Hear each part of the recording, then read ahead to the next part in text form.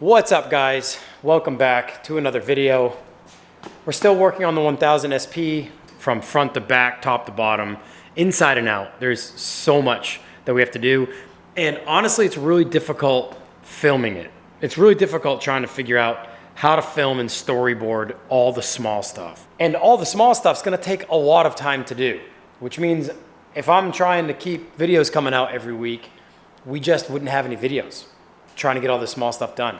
So I'm just gonna film doing the small stuff. We're gonna start today's video off with removing the second rag joint on the steering assembly. I made a video last year building our steering extension so we could actually steer the 1000 SP, because the bottom's got the Volkswagen Beetle, the top and the dashboard and steering column are auto union. And those two steering boxes were not in the same location. So I, oddly enough, had a second BMW 700 steering column. And the 700 steering column shares the same 2-bolt pattern as the Volkswagen Beetle at the steering box. So the rag joints are the same. So I'm gonna start removing some of the 1000 SP components that we're not going to be using, at least right away, on this car.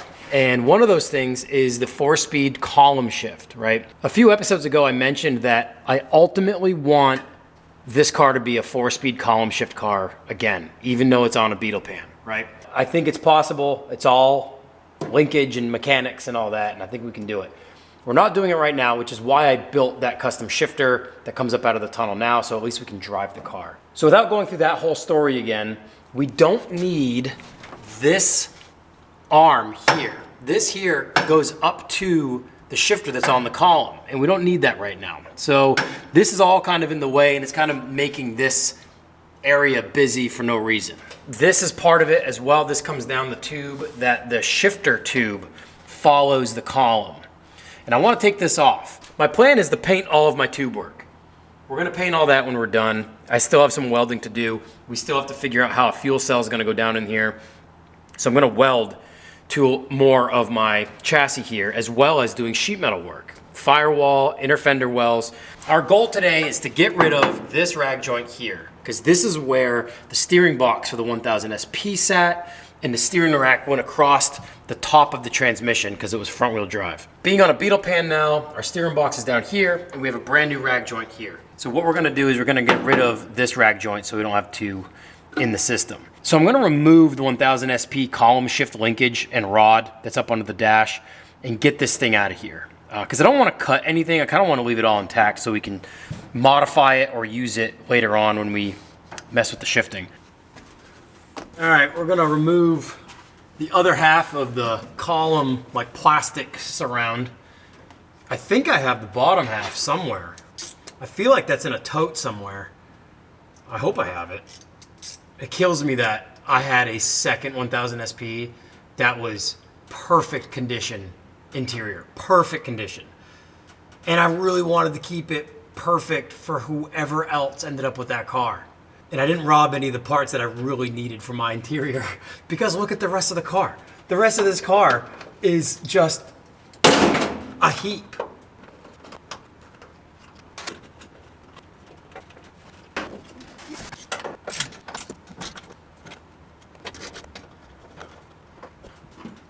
Why?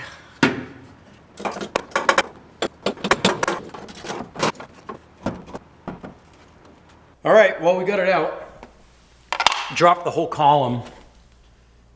Battery died in the camera, so I just got to work and just did it. But there's two hangers, essentially, on this column. So I've got it dropped down here. And just to give you guys a look at how this column shift works, basically, you can see where it pivots, and that's got a pin in it. And I wasn't really going to try to discover how that's put in there, if it's just a press pin or what. I wasn't going to try to figure that out in the car.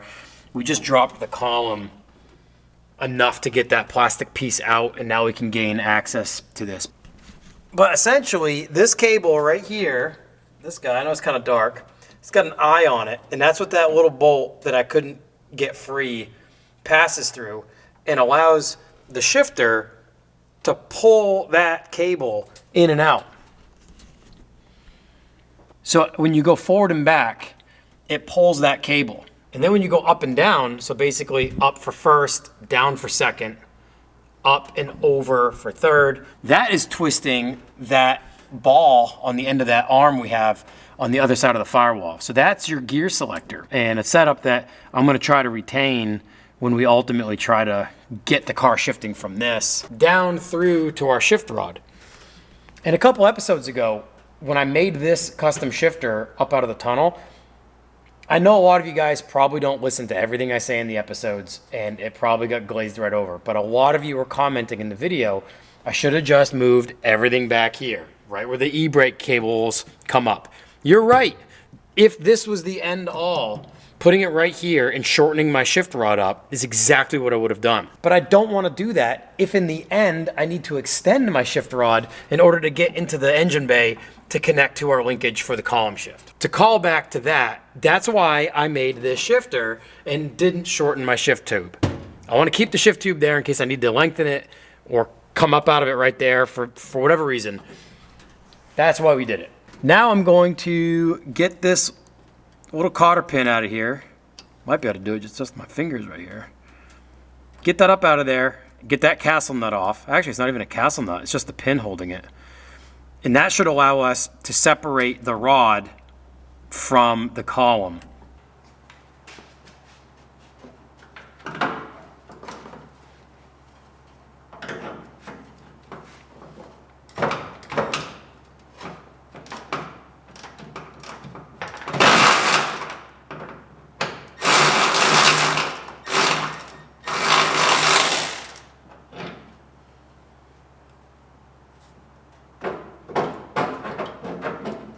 Now I'm wondering if I can open up these ears that this pinch bolt goes through wide enough to pull it down over this cable.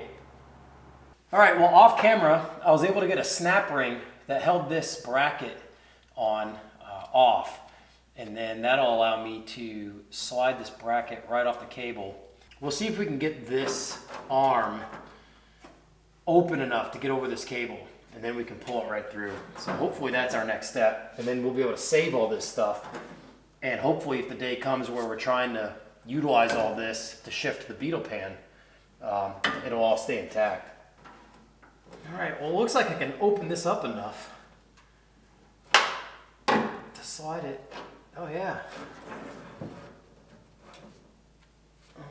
Can we get over that?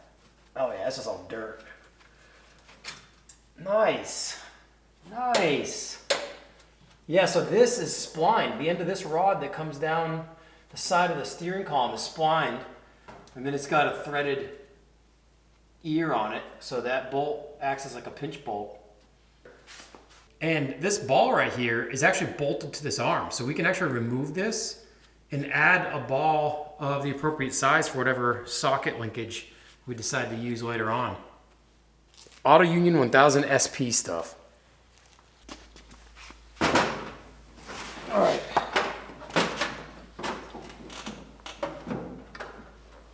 Now it looks like we'll be able to pull it out this way, which means I got to get this pin and cotter pin out.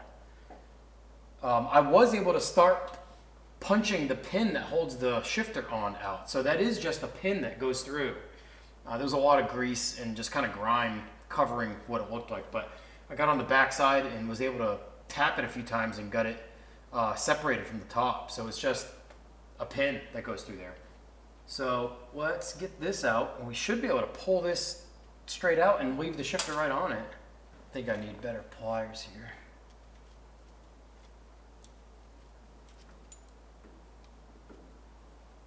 There we go. We got it. Okay, that's a crazy looking washer. It should pull right off. It's a little tight, but it's going. Here we go. Oh yeah. This is crazy. There's a grease fitting on the end of this. Oh, we're through.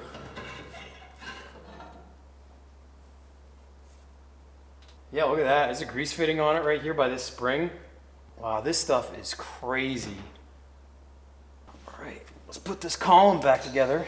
All right, so now that we have the shifter and the shifter rod all the way up to the firewall removed from the car, I'm getting the column bolted back up to the dashboard, and I've got my plastic surround back on.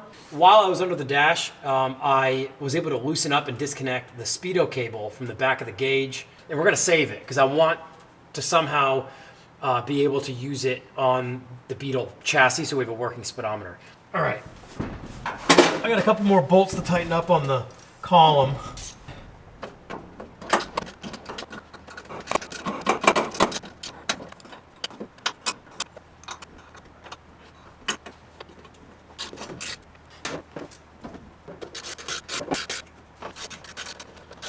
E-brake cable might as well go since I'm right here.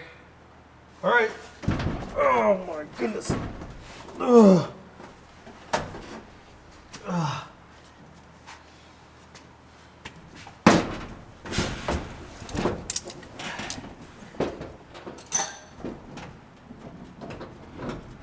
All right, so back in the engine bay, we've got our speedo cable removed. And,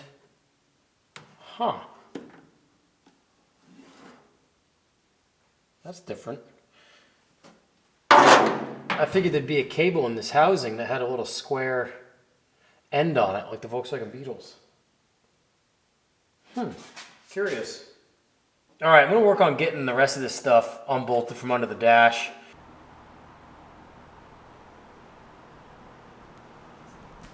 All right, well, I kind of just put my head down and got to work on pulling all of the wiring out of what used to be the engine bay of the 1000 SP.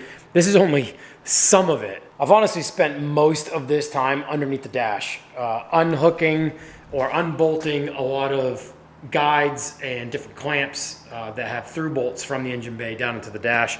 So I've been laying underneath that dash for the majority of this time. So I want to reuse all of the knobs and switches that I can that were original to this car in 1960, whether or not they serve the same purpose or some new purpose with like the air suspension or anything else that I'm adding to the car. But the engine bay cleaned up a lot, and I haven't done any actual work other than removing stuff. So when we finally get to wiring the car, I'd like to close up all these holes.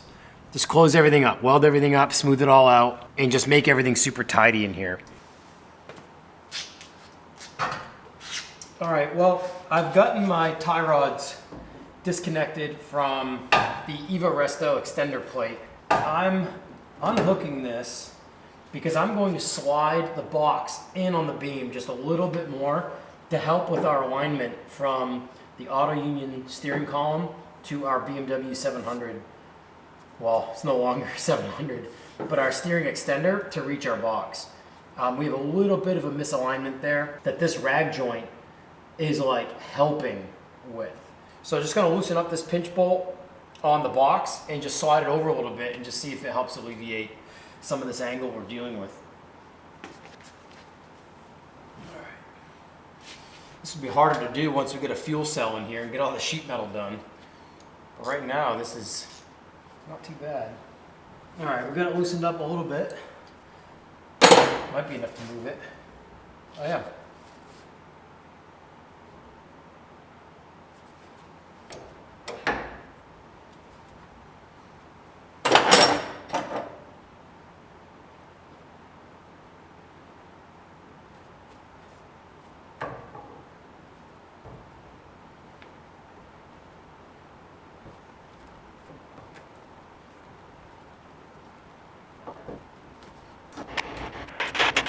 So I've already filmed an episode of the Resto bagged beam installation.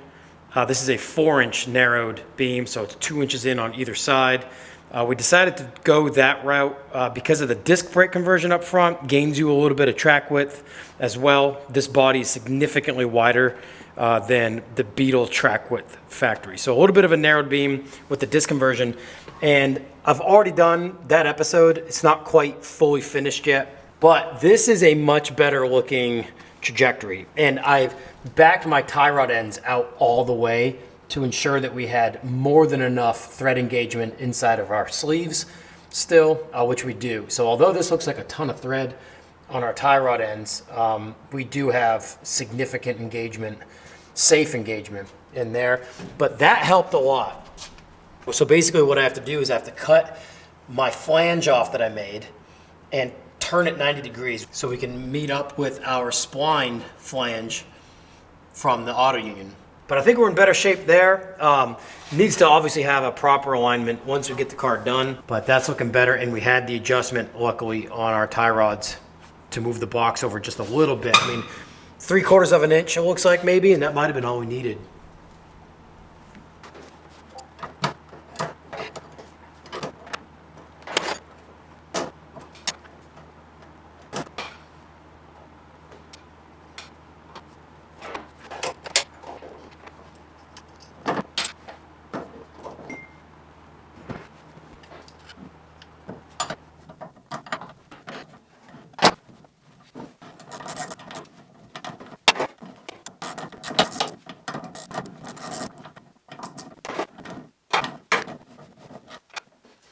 All right, well, we got the steering column extender out, and luckily for me, when I welded my flange on that I cut, I slid it down over this column rod quite a bit, and we need what's left of that to reach this flange, because now that we don't have the thickness of the auto union rag joint, we need to make up that distance with this flange. Now, this is not the alignment we want.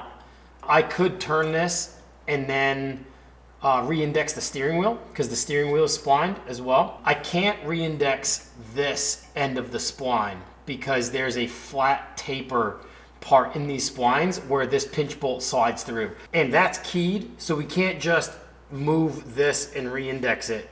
That pinch bolt won't go back on where we want it. So since we've got to cut this flange off and slide it up the rod to make up the distance we have, we might as well turn it 90 degrees.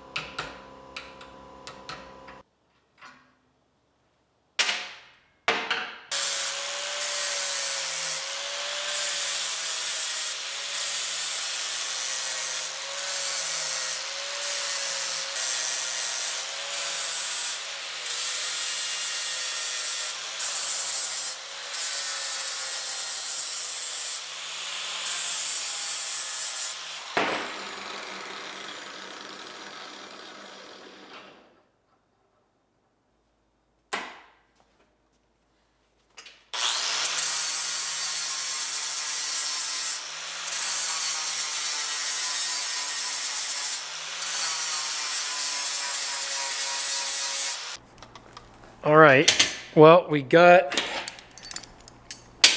our flange cut apart from our column. It's crazy to think this was a BMW 700 steering column.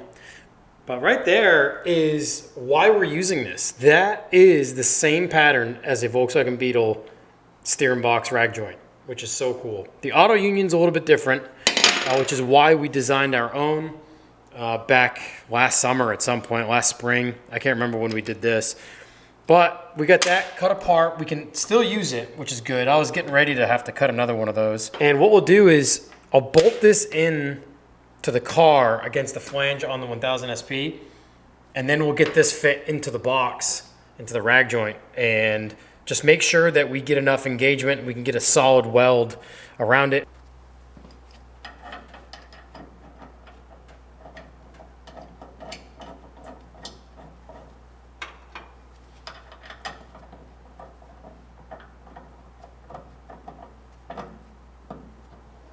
All right, well these bolts, one of them doesn't seem to want to go in real easily. I think it's an M8.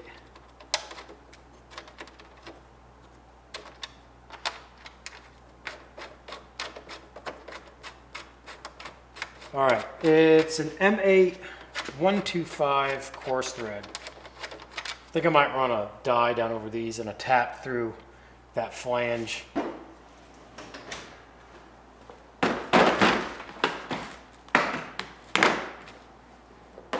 M8 125.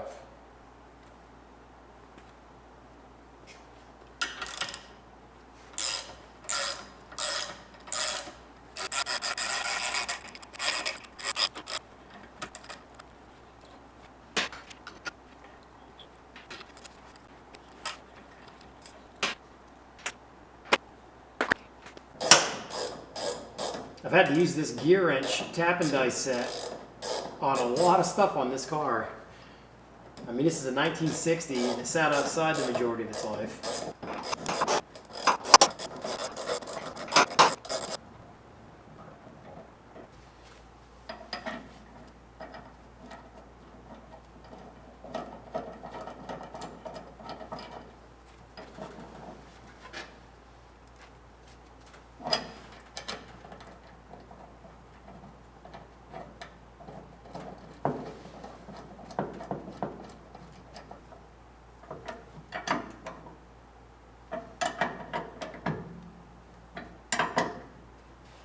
Let's see what our distance looks like.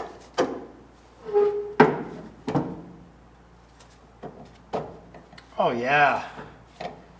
Oh, we've got full engagement. Like we've passed all the way through our plate. But that right there is going to be ultimately what we're doing. One rag joint and a flange here for separation. I like it. I think I like it.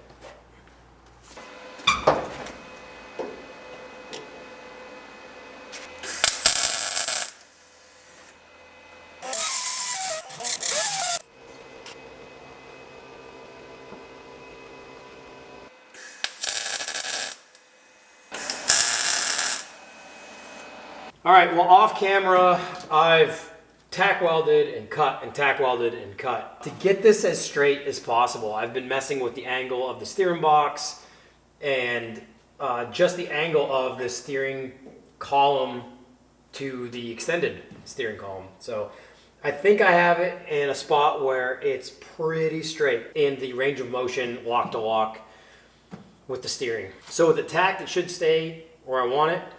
I'm going to take it out now, we'll get it in the vise and we'll finish weld it up.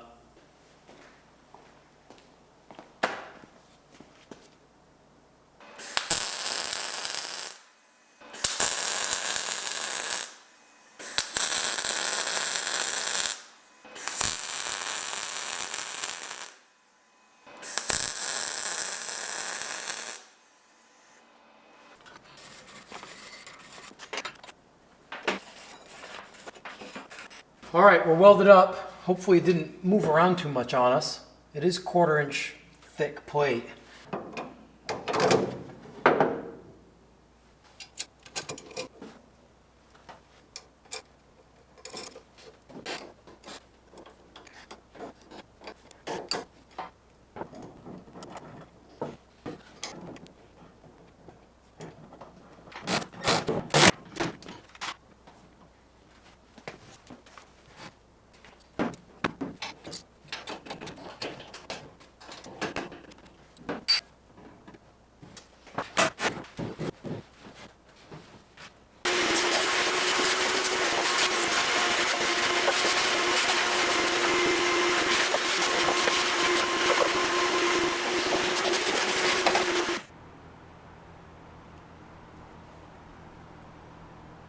All right, guys, well, I have the engine bay, well, the old engine bay, all tidied up, cleaned up.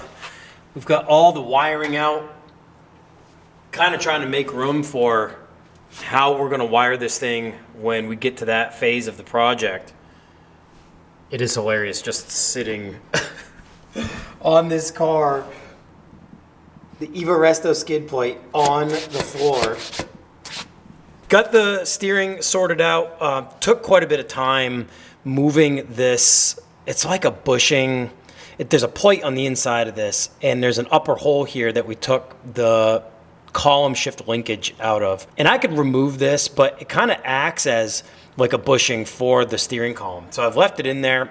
I might look at putting some sort of bushing or bearing system in that to just take up a little bit of that slack. Everything's tightened up now. I still need to do a proper alignment, obviously, when we get this thing done. Getting a better look at what we might do for sheet metal work, how we're gonna wire the car. I don't necessarily want to shave the engine bay. I wanna leave the paint and the patina and just paint all of my tube work and leave everything else. So I don't know if I'm going to take the time to weld up all of these holes, because then we'll either have to paint them or let them surface rust and then clear everything. I don't know what I'm gonna do there. Where I've brought my frame in and down to the bumper mounts, we have to build off of that for the fuel cell carriage, fuel cell mounting system.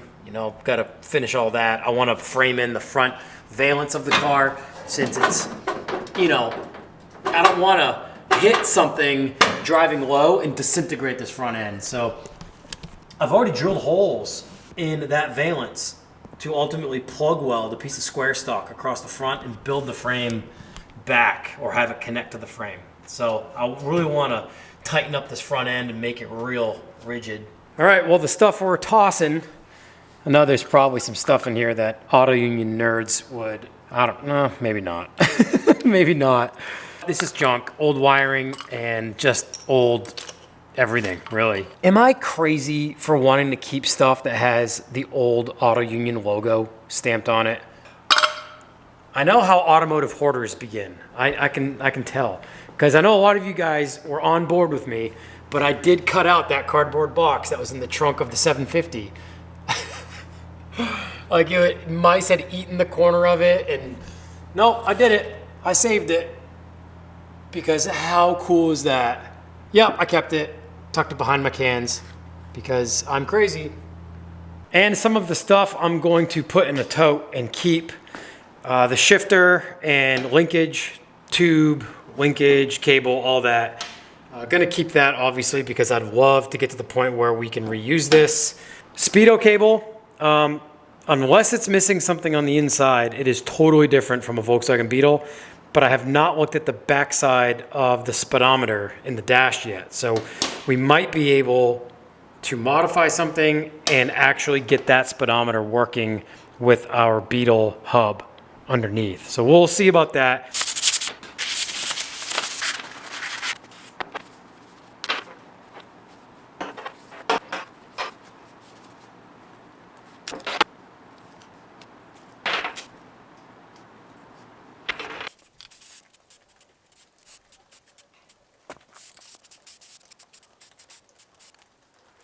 All right, guys, we got a special package in, a couple packages in, some big ones.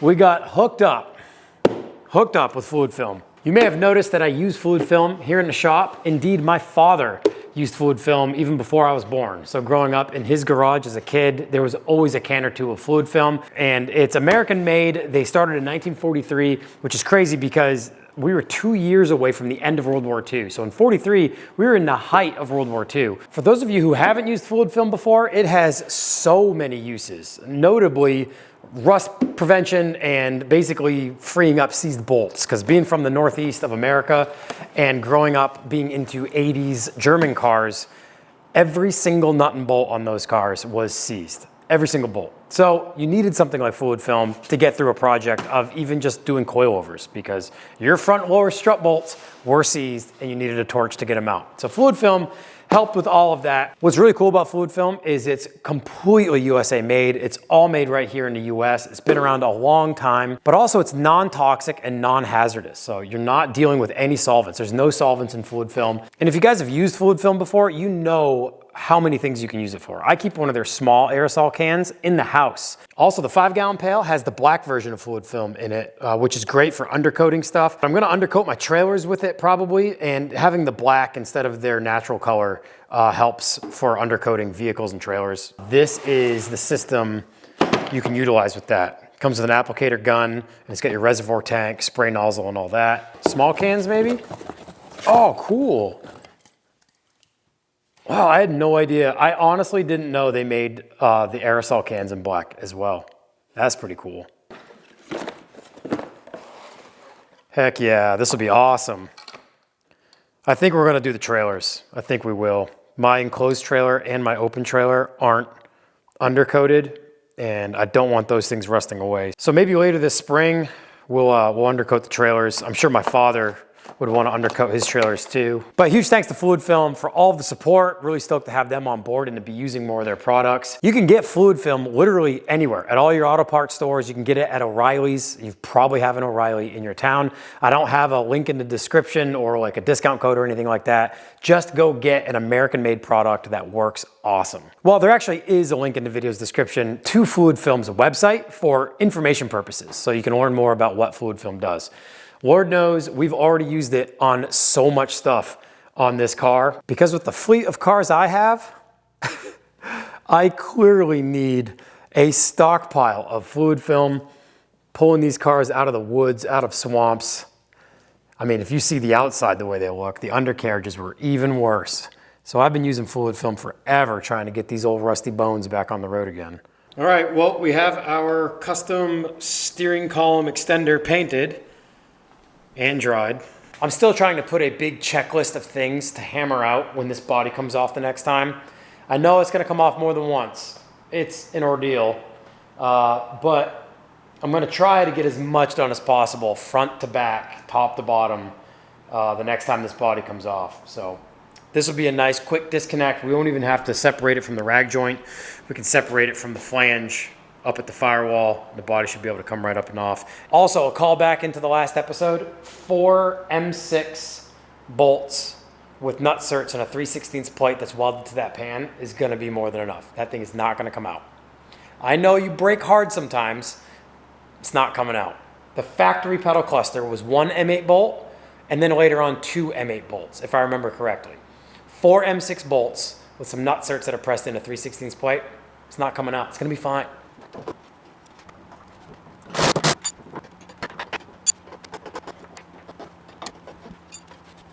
All right, guys, well, I'm gonna end the episode there. I know we didn't get something massive done on the car in this episode, but just I wanted to get the under hood and under dash sorted out on this car, so I kind of had a better idea where to go when we start the sheet metal work. And we did that. I was able to finally tackle getting that second rag joint out. The interior is looking better. We don't have the column shifter anymore, which is great. Kind of cleans that up since we have our custom shifter here. I really love the interior in this car. I love the gauge and switch setup. I love the rear view mirror being on the dashboard. I love the steering wheel. Well, that's it for this one, guys. Thank you so much for watching and for all of your support. March 22nd and 23rd. I'm gonna try to be out at Englishtown, New Jersey for the LZ World Tour. That's the New Jersey stop on the 22nd and 23rd of March. Looking forward to seeing a lot of my friends out there. Adam's a friend of mine who puts that show on. They do have a car show that's part of it as well, and I'm thinking about bringing the 1000 SP and the 700.